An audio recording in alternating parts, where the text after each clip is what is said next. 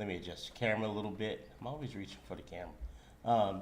So, good morning. Happy Friday. It's the weekend. Let's get it started. I've got a quick and dirty live broadcast for you. First of all, if you don't know who I am, my name is Ren Jones. I'm a certified personal trainer. I'm a certified corrective exercise specialist, also a certified level 1 and level 2 nutrition coach. I have certifications in women's coaching, specifically through Girls Gone Strong, and I have 3 different certifications in menopause coaching. One through MedFit, one through Dr. Stacy Sims, and one through Girls Gone Strong. As always, shout out to Molly. So I'm going to give you a quick and dirty live session. I want to talk fat loss with you, right? Before I get into the topic of fat loss, specifically fat loss in midlife for women, that's the population that I serve, I've got to pay the bills really quickly. This is an enrollment week for me. Every 4-week cycle, I enroll new clients. I'm taking on four more clients. One spot was filled yesterday. I'm taking on four women over 30 who want to improve their relationship with their health, improve their relationship with their body, definitely improve their relationship with food without calorie counting or macronutrient counting. There's nothing wrong with that methodology. It's just not what I do with my population. So if that sounds like something that might help you, feel free to DM me the word live, Live. What's up, Pam? Thank you, ma'am. Feel free to DM me the word live, Live. We'll take a look and see if my program might be a good fit for you. That's enough about that. Let's get into the topic because I know you all are short on time. You got busy lives. Let's go.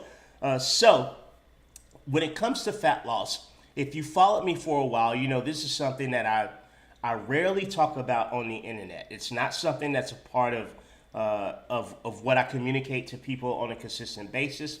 And I wrote in the caption for this live broadcast, as a coach, I personally don't sell fat loss. I'm not a fat loss coach specifically. I help with people's health.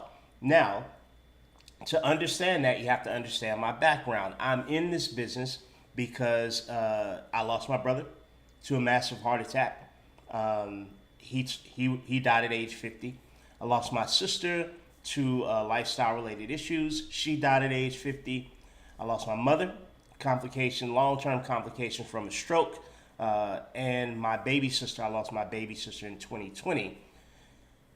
None of them would be alive if they were smaller, right? If they were skinnier, if they had less body fat, none of them would have been alive today. But if they were healthier, they'd all be alive today in a holistic sense. So that's why I approach this business the way I do. Not against fat loss, not an anti anything.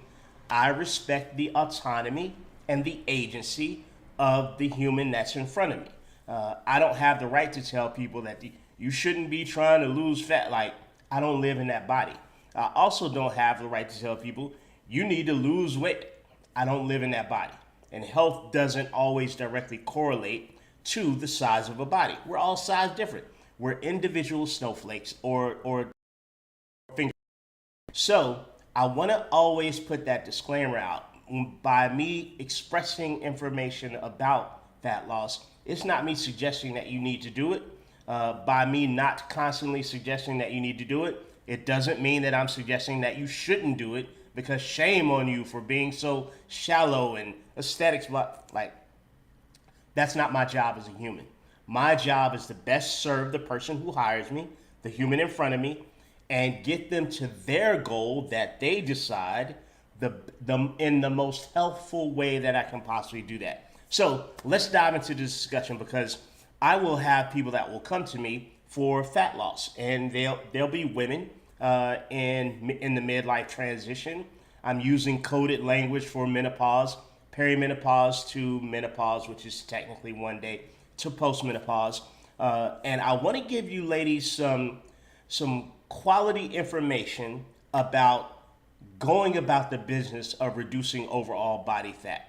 So we're gonna have a real discussion here about this as quickly as I can. I've got until 10. We're gonna get into it. Some of it's gonna be annoying. Some of it's gonna be enlightening. All of it's gonna be the truth as I understand it at this point in my career, based on the science that's available to me at this point in my career, as we all understand it. So the first thing we've got to talk about, excuse me, the first thing we got to talk about is setting the base of health. Because without this base of health, your fat loss endeavors are going to fail, or you're going to find yourself in a repeating cycle, what we call weight cycling. People call it yo-yo dieting. But we've got to extend a base of health. There are probably three things that have to be considered as the base of this health. And this is fundamentally setting the table to allow your body to release fat. The first base of health is we've got to be a mover, right? You're going to need to be a mover. And I'm not talking about your exercise routine. I'm talking about everything but that. When we talk about non-exercise activity or non-exercise activity thermogenesis, NEAT, we know that people who have a better grasp or ability to minimize, to reduce and maintain when they do reduce body fat are movers. That means things like taking the stairs. That means things like parking a bit farther, I think farther is correct, parking a bit farther away from the doorway that you're entering within relative, with a sense of logic here. Don't park far away from where you're going. If it's at night, you're in a dangerous situation, protect yourself. But parking farther away. Things like taking the handheld basket in the grocery store if you're not getting a large amount of groceries at one time, instead of pushing the buggy, we call it buggy in the South, shopping cart is probably the correct term, but carrying the handheld basket. Taking luggage with you that you carry when you travel. I know that's a bit of a reach for some of you. Some of you pack for a weekend like you're leaving home forever and you've joined the Swiss Army. But if you can, carrying your bags. These are all things that I'm talking about because they're all things that I do. When I go to park somewhere, I don't circle the parking lot for the closest spot. I'll say, I can walk. Thank goodness I have the ability to walk. When I travel, I don't have one of those cool bags that's got the handles that you pop up and you roll it behind. I got a backpack on this shoulder, I got a bag on this shoulder, and I'm sweating going through the airport, right? But that's not accidental for me. That is purposeful movement. I'm setting the foundation for my non-exercise activity, and I think about it all the time.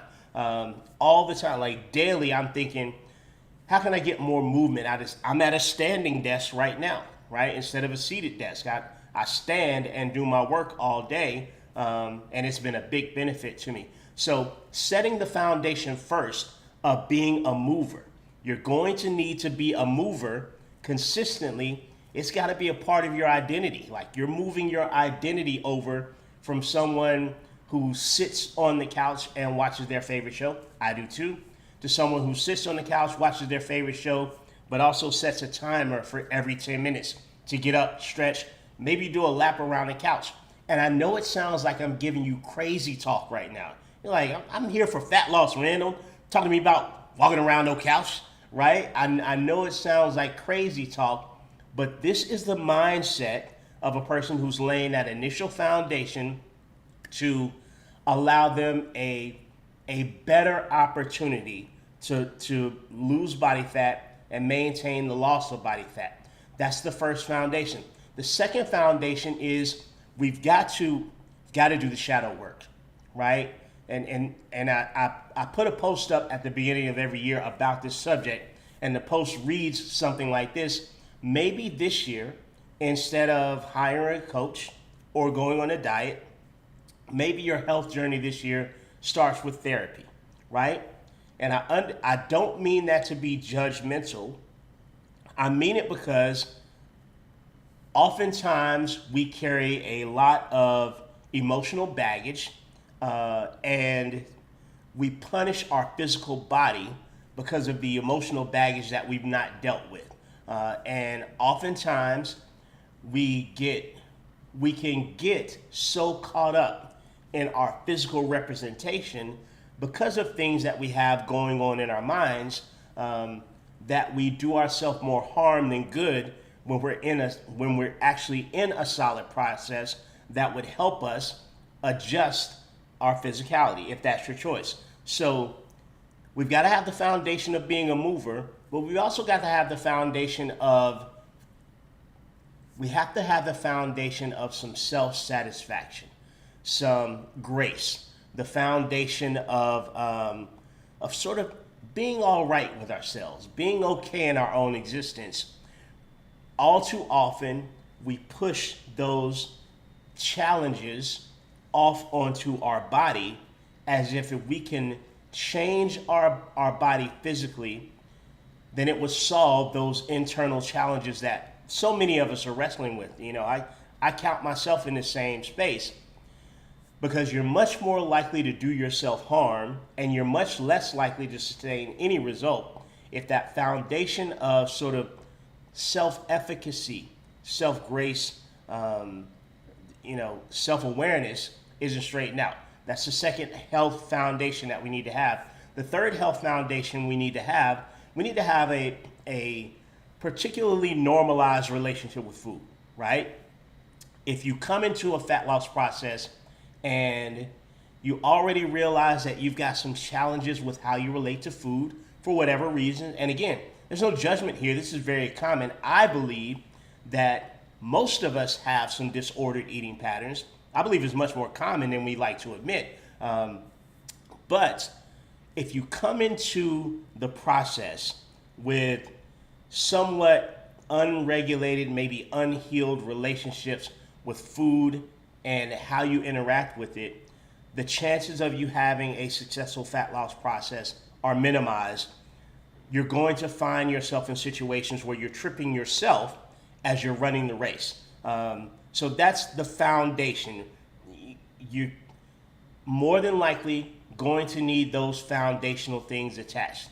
These are things, by the way, that I address in my programs, and they annoy my clients badly, because when you hire a coach, you want to come out of the gate, and I'm painting the room, so to speak, and I understand that I need a base coat first. You may not get that. You may say, why are you putting that stupid paint? Why are you using all that paint, right? Because the base of all of it has to be in a fertile place to grow the result that you want from it. So that's the foundation. That's just sort of the philosophy. Let's get into technique. I'm going to give you a mighty list. And when I say mighty list, I mean the word might, M-I-G-H-T, is at the center of this list of midlife fat loss and things that may achieve it. We've got to understand that a couple of things are happening here. Number one, you were born with a specific type of body. I was, right? The body I was born with doesn't allow me to reach that stupid cabinet that they put over the refrigerator in my apartment. And nothing I do is going to change my ability to easily reach into that cabinet that they put over the refrigerator in this apartment. I was born a certain way. So I have parameters of where I can adjust, but I do not have the ability to remove myself from this physical vessel and adopt another human's physical vessel. So we've got to understand that. So that's a part of this, right? That's why I call it a mighty list, a list of things that might help, that might work, that you might try to assist you with fat loss. Fundamentally, as a coach, I'm working backwards from the evidence-based science, and then I am observing the human in front of me. The most important thing in my methodology is the human. What's up, Dr. Angela? The most important thing in this exchange between coach and client is the human that's in front of me. Those bio, psycho, social factors that make up the human in front of me. That's why I can't give you a specific laundry list of exactly what's going to work. I don't know exactly what's going to work, but here's the methodology that I'm using. The first thing that I'm looking at in terms of midlife fat loss, and this may sound counterintuitive to what you expect me to say first. My first step is observing, asking about, looking at the stress, right?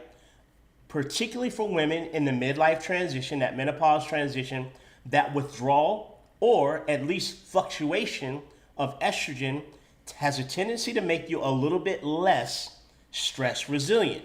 And while all I mean by that is your body's probably more likely to have a response to stress that's protective, right? To keep you protected, than it is to have a response to stressors that's adaptive, that changes your body. So I'm looking at the stress, and there's a lot of stressors here. You've got the sandwich generation stress, right? Meaning you're caring for children or offspring. You may also be caring or at least concerned about an aging or ailing parent. That's stress that can't be ignored. We have to dive into methodologies to mitigate that stress. You've got the stress of probably having the most responsibility on your occupation that you've ever had. Notice I didn't say the most pay, another source of stress, right? You've probably got the stress of your relationship, right? Typically for the woman in midlife, and not across the board, but it commonly happens. You're out of the honeymoon phase. You've been out of the honeymoon phase for a while, and you're in sort of the work of your long-term relationship. Not yet reached the golden years, right? You may be at the point where your partner's chewing sets you off, right? These are all real stressors that we have to take into account. So I'm looking at managing stress through the lens of how well are you sleeping? Are you sleeping?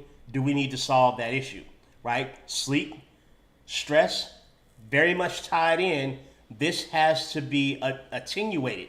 This has to be looked at in order for your physical body to be willing to release body fat. So we're looking at the stress. I'm looking at the sleep. I'm also looking at your resilience, right? And I know I just talked about stress, but sometimes we find ourselves in situations where we catastrophize things that happen to us, right? One of the questions that's asked of my clients when they go into my nutrition program is rate your ability to get over difficulty, right? I think it's on a scale of 1 to 8, it might be 1 to 7. It's some odd, weird number. But I can see from that answer as they enter the nutrition program sort of where the issues may be that cause us to, that are going to cause us to need to have deep conversations about resilience and getting over things. So one of the first things I'm looking at is the stress response, the ability to sleep, and resilience. The next thing that I'm looking at is strength training. The midlife fat loss plan, maybe more so than any other time of life, it's going to require some type of strength training or resistance training. When we say strength training, more importantly, when we say resistance training, we're talking about using your muscles to oppose gravity. That could be done by you having, I'm going to use this tissue box. That could be done by you having a weight in your hand that you're lifting like this. That's resistance training. You're resisting gravity's pull on this weight. That can be done with your body weight. You do a body weight squat, right? I'm resisting gravity. That's sore. I worked out yesterday. I didn't know it was sore. That could be with the body weight, but to work them even more so in the midlife spectrum, because post 30, on the other side of 30, women are losing muscle at a consistent rate. It's called sarcopenia, age-related muscle loss. In the perimenopause phase, which is that initial fluctuation where so many of the menopausal symptoms first appear, we know from the research now that that phase is where there's an accelerated loss of muscle. If you're losing muscle, right, you're also losing, first of all, you're losing your freedom and your ability, but you're also down-regulating your metabolism, right? Muscle tissue is what we call metabolically active. $100 words, it just means that when you have more muscle, you have a higher metabolism. So strength training becomes an important part of a fat loss protocol for varying reasons. And strength training is important for a lot of other varying reasons, but we've got to have a foundation of strength training, and we're looking at 2 to 3 days a week. So my first initiative for a fat loss protocol, after we get those bases, the foundations that I talked about out of the way, after we address stress and make sure you're well slept, the next thing that I'm looking at is strength training. How can we work the muscle? How can we preserve the muscle? How can we grow more muscle tissue? Because muscle is, again, metabolically active. It means that your body has to utilize a lot of calories for maintaining the muscle. And having muscle on your body helps you burn calories. We're going straight through the lens of strength training. That's the first thing that might be an asset for you in midlife if you're losing fat. The second thing that I look at is protein, right? And you maybe thought I was about to say cardio, but I'm looking at protein. Protein becomes crucial at this point in your life, ladies, for a few reasons. Fat loss is one of them. We're going to circle back around to that really quickly. I'm trying to push the pace here. But first of all, protein is going to help you maintain the muscle. The muscle that we just talked about, that precious muscle. So many women in midlife are under consuming protein because of the fact that estrogen is withdrawing or fluctuating. Your body is less likely to be able to maintain muscle mass. It's also less likely to be able to absorb protein from the food that you eat. So for instance, you ate a big plate of protein, could be animal-based or plant-based. Your body has a little bit more of a difficult time at this point in your life taking that protein in, breaking it down, absorbing it, and creating muscle. We call that protein synthesis as opposed to protein breakdown. We don't want protein breakdown. We want protein synthesis. So if you know you have a harder time maintaining muscle, and if you know it's more difficult for you to absorb the protein that you eat and turn it into muscle, then we know we've got to consume more protein.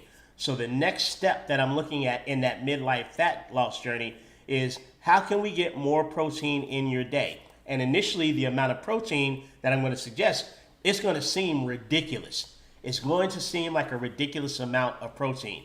The same way that if I told you to eat 2,500 calories, a good amount of women out there would be like, oh, egad, right? There'd be a collective clutching of pearls. 2,500 calories, that's too much. It's perceived as too much because you've been so chronically underfed via the messaging that you've gotten from diet culture from the time you were 6 years old until now. So that perception is created by you being chronically told to underfuel your body over decades and decades and decades. Protein becomes important.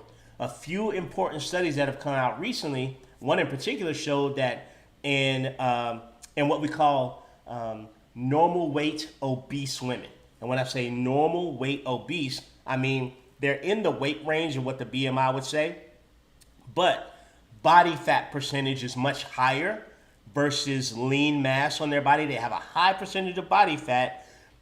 We used to use the term skinny fat. It's not really a great term, but it's technically normal weight obesity. You're in the normal weight range, but a greater percentage of your body is made out of body fat, which also means that conversely, there's much less muscle. But a study done with normal weight obese women showed that when they increased their protein, they had an increase in fat loss without any exercise.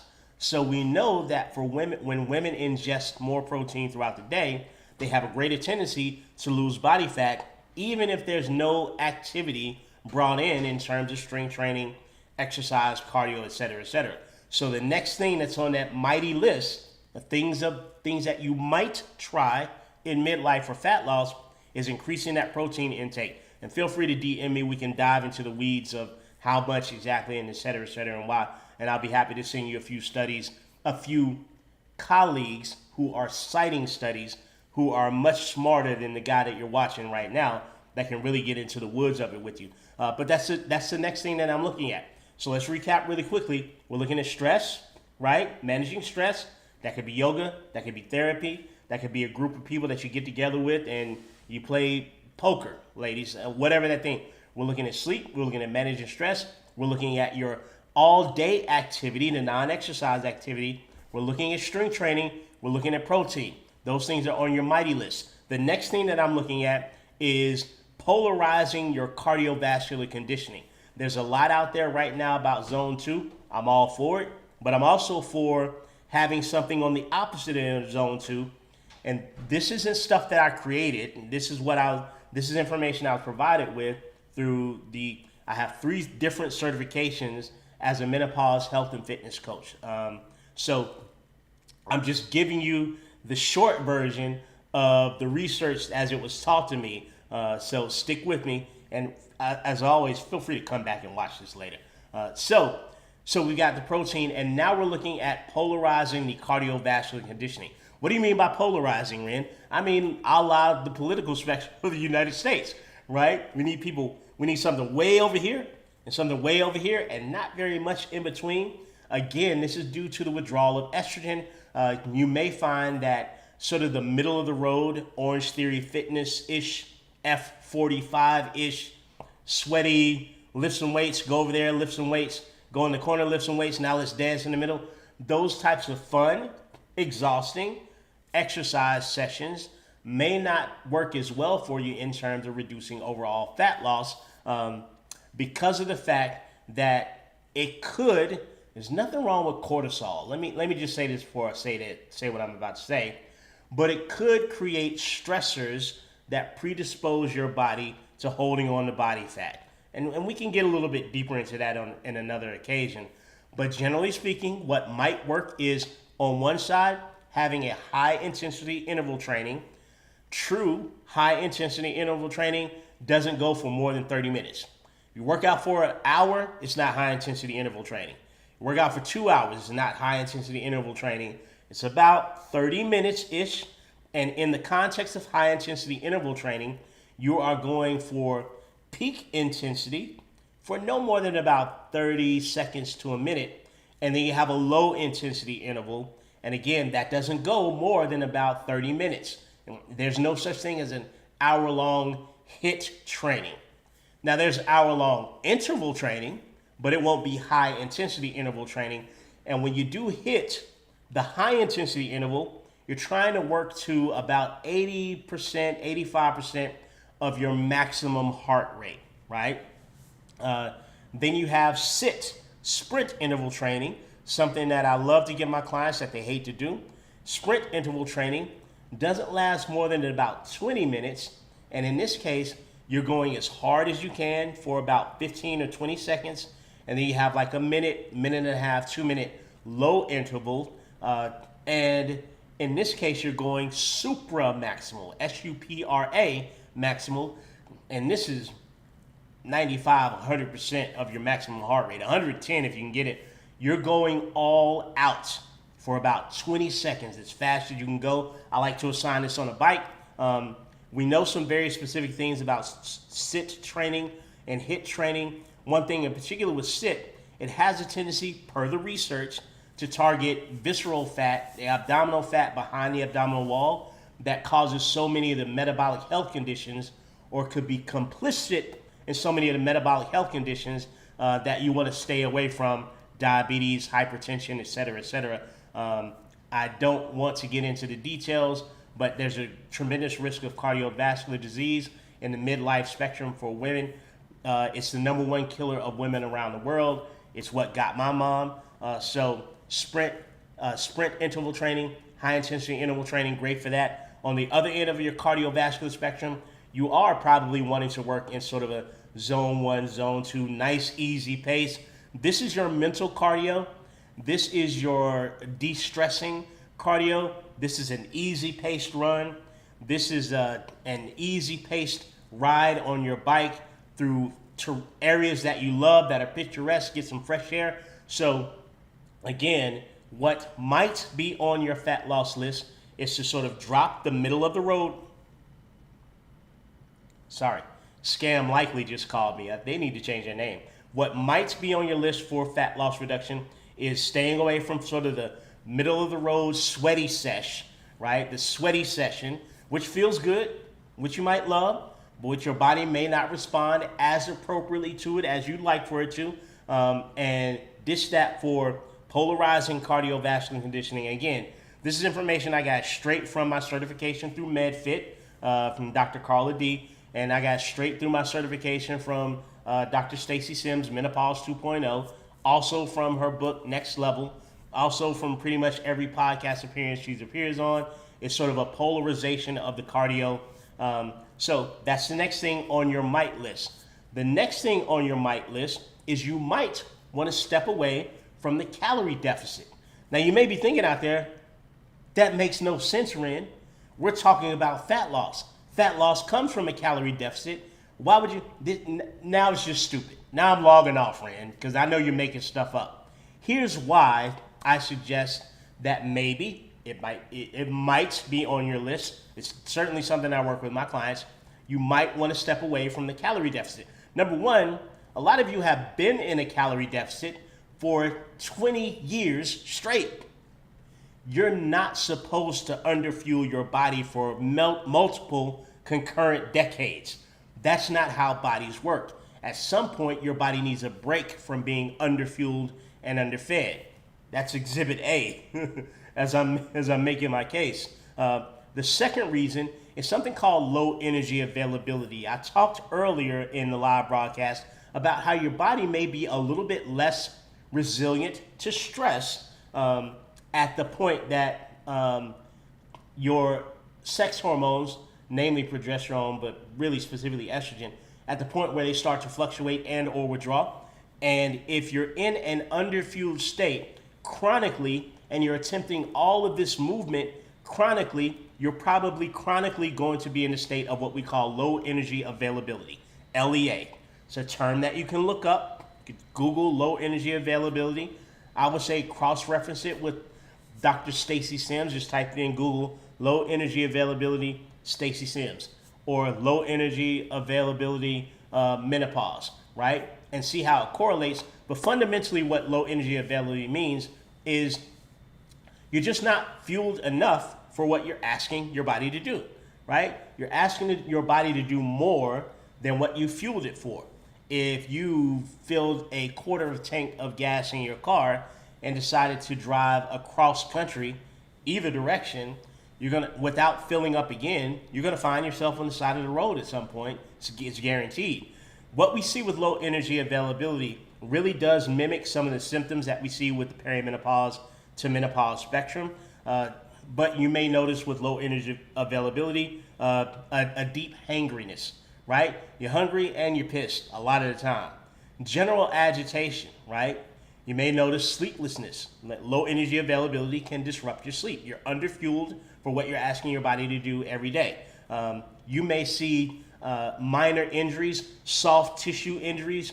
You're always coming away with some type of tendonitis, some type of ligament issue, rotator cuff issue, a strain or a pull or a tear in the muscle, stress fractures in your bone.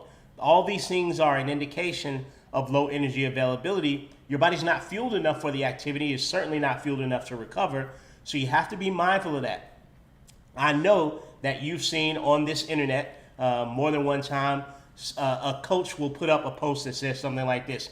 I'm eating 500 calories less per day, but I'm not losing any body fat. And then underneath the coach will say, says someone who's eating more than the amount they say, right? Coaches here are almost always more likely to say, if you're in a calorie deficit and you're not losing weight, it's because you're lying about how much you're really eating. You're off reporting.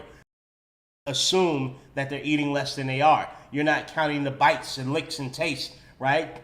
And I get that. And that is relevant some of the time. But in the midlife transition, there's more to consider than calories in and calories out. Unfortunately, or fortunately, you have to consider the amount of energy available and the responding and the resulting stress response of not having the same resiliency you did as you did when you were in your reproductive years, when you had a full gas tank of estrogen, bad analogy, but when estrogen was flowing freely through your body, specifically the estradiol. You have to take that into account. You have to take into account the other stressors. You have to take into account the fact that you're probably not well slept at this stage in your life. You have to take into account the fact that if you're sweating your bed, soaking through the mattress, the likelihood of you getting up and exercising is going to be poor.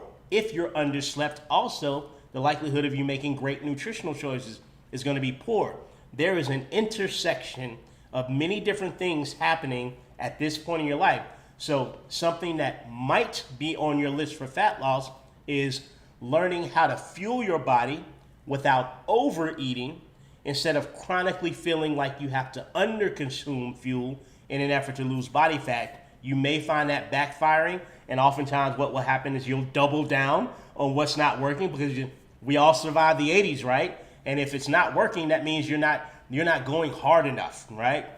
If it's not working with the F45 classes, well, you'll just do 2 classes a day, one in the morning and one in the night. If it's not working with your calorie deficit, well, I'll just cut 500 more calories out, right? That's sort of the way that we process this, but we can't make our body respond to something by further stressing it at this stage in life. That's something that you want to consider. So I'm going to recap really quickly because I got another call. So first thing, the things that need to be underlying in order to probably help you achieve fat loss in the midlife spectrum, ladies, are you need to have an underlying sense of movement. Your non-exercise activity. Do you generally take the steps? Do you generally park a bit further away from where you're going? Do you generally pace when you're on the phone? Do you walk circles around your couch when you're watching your favorite TV programming? Do you carry your luggage in the airport sometimes instead of rolling it? Do you get the little handheld basket in the grocery store instead of pushing the shopping cart? All these little thoughts need to funnel into, how can I add movement to this thing? All right, I'm going to the grocery store. How can I add a little bit more movement? I'm going to the park. Can I push the kids on the swing? How can I add a little bit more movement that's not necessarily specific exercise, but it's movement? People that do better with fat loss, even in this phase of their lives, are movers throughout the day. Second thing, the underlying psychology. Have I addressed the mental work of how I perceive myself, and am I taking emotional baggage and trying to unload it through controlling my body? Not going to work. It's not going to work. And then the third thing is really just your overall relationship with food. How do I feel about food? What's my relationship to it and with it? How problematic might it be? How healthy is it? Those 3 things need to be underlying, and then we can address the sleep. We can address the strength training. We can address getting enough protein. We can address the polarization of your cardio, and we can address properly fueling your body for the activity that you're requesting of it. There you go, Pam. Pam's got the notes here. I love it, Pam. Check out Get Fit with Pam. I met her in person at a colleague studio, training studio. We had a talk about menopause, and Pam was very engaged, and she's also here giving great information for your health, ladies. So follow Get Fit with Pam. She's right there. She's gonna give you a workout every day. She's gonna give you body weight something every day. So I'm gonna wrap this up. Once again, got to pay the bills before I get out of here. I'm currently enrolling 4. One person already enrolled.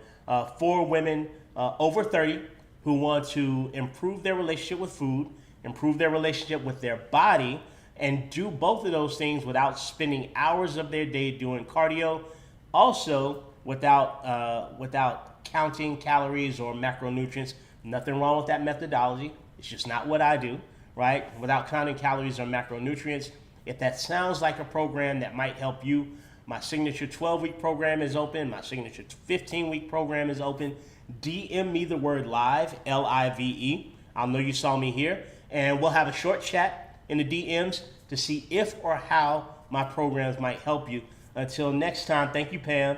Until next time, let's keep it simple. I'll see you guys tomorrow. Facebook, LinkedIn, YouTube. Until next time, let's keep it simple.